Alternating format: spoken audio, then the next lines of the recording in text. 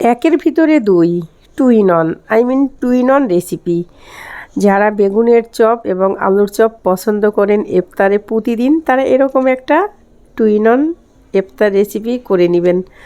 আর এটা বানাতে গিয়ে যে আমার কতবার একটা ভুল হয়েছে, সেই ভুলটা কিন্তু এই রেসিপির কোনো না কোনো সময় আপনাদের সাথে শেয়ার করব।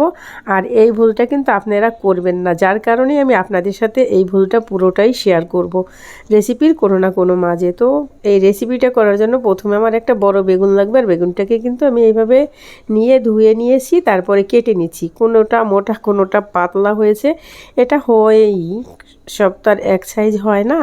তো এখন দেখেন ওই বেগুনটায় লবণ মেখে একটা সাইডে রেখে দিয়েছি। আর লবণ মাখার কারণ, এতে করে বেগুনটা কিন্তু অনেকটা নরম এবং সফট হয়ে থাকবে। তারপরে দুইটা আলু সিদ্ধ করে নিয়েছি। দুইটা আলু কিন্তু আমি পুরাটা নিই নাই, একটা নিয়েছি আর অর্ধেকটা নিয়েছি। তো আলুটাকে আমি গ্রেটার দিয়ে গ্রেট করে নিয়েছি, এর ভিতরে যে কোনো চাকা বা দলা না থেকে যায়। আর আপনারা ইচ্ছা করলে চাকা দলা মুক্ত হাতেও ভর্তাটা বানিয়ে নিতে পারেন। তারপরে পেঁয়াজ কুচি, ধনেপাতা কুচি, চিলি ফ্লেক্স, তারপরে ভাজা জিরা গুঁড়ো, গরম মশলা গুঁড়া, স্বাদ মতো লবণ দিয়ে আমি হাতে মেখে একটা ভর্তা বানিয়ে নিব। আমরা যেরকমভাবে আলু ভর্তাটা বানাই, হয়তো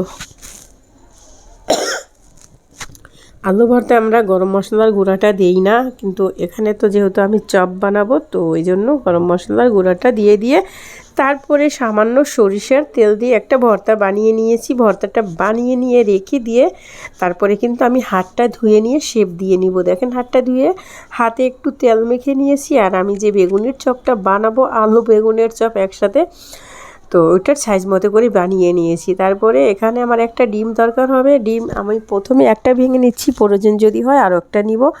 তো ডিমের ভিতরে লবণ আর মরিচ গুঁড়ো দিয়ে সুন্দর করে ফেটিয়ে নিচ্ছি। তো ফেটিয়ে নিয়ে এখন একটা সাইডে রেখে দিব। রেখে দিয়ে তারপরে এখানে আমি নিয়ে নিয়েছি বেডগাম, টোস্ট বিস্কিটের গুঁড়া।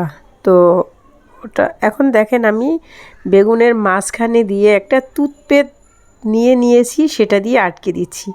তো এই সব রেসিপি যদি করতে যান, একটু তো মানে কষ্ট করতেই হবে, যেহেতু মজার একটা রেসিপি, একের ভিতরে দুই। তো দেখেন আমি প্রত্যেকটাই একইভাবে করে নেব। আর করে নিয়ে তারপরে ডিমের ভিতরে দিয়ে দিব।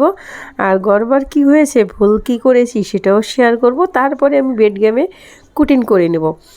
তো আমি যদি এই ডিমটার ভিতরে একটু বেসন দিয়ে দিতাম সামান্য পরিমাণ, তো আমার আর এই ভুলটা হতো না। যাই হোক, ভুলটা যেহেতু হয়েই গিয়েছে, আপনাদের জন্য বলে দিচ্ছি, আপনারা কিন্তু ডিমের ভিতরে একটু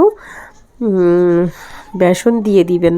তো দেখা যাবে ভাজার সময় আর ভিতরের আলুটা মানে বের হয়ে আসবে না, তো সুন্দর একটা বেগুনের আলুর চপ হয়ে যাবে। তো দেখেন আমি একে একে তেল বসিয়ে দিয়েছি, আর তেলটা গরম হয়ে গিয়েছে। তারপরে একে একে দিয়ে দিচ্ছি যে টু ইন ওয়ান বেগুনি আলুর চপ বানিয়ে রেখেছি সেটা।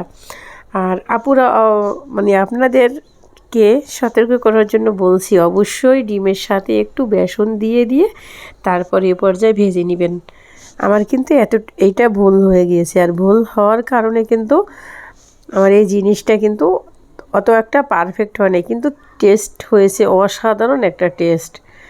তো এই টেস্টটা এবং পারফেক্ট রেসিপি করতে যদি চান, তো অবশ্যই মানে ডিমের সাথে কিছুটা বেসন সুন্দর করে ফেটিয়ে নেবেন। তো সুন্দর পাতলা একটা ব্যাটার বানিয়ে নেবেন ডিম আর বেসন দিয়ে। তো তখন দেখা যাবে এই ভিতরে যে কুটিং মানে আলুর যে ভর্তাটা দিয়েছি, সেটা আর বের হয়ে আসবে না। আমার কিন্তু কিছুটা বের হয়ে আসছে, পুরাটা বের হয়ে আসেনি, কিছুটা বের হয়ে গিয়েছে।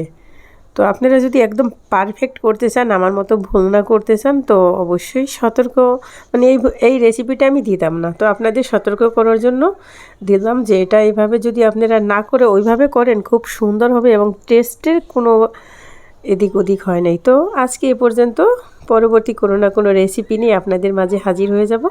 খুদা হাফেজ অ্যান্ড বাই। আপনারা সবাই ভালো থাকবেন আর আমার জন্য দোয়া করবেন।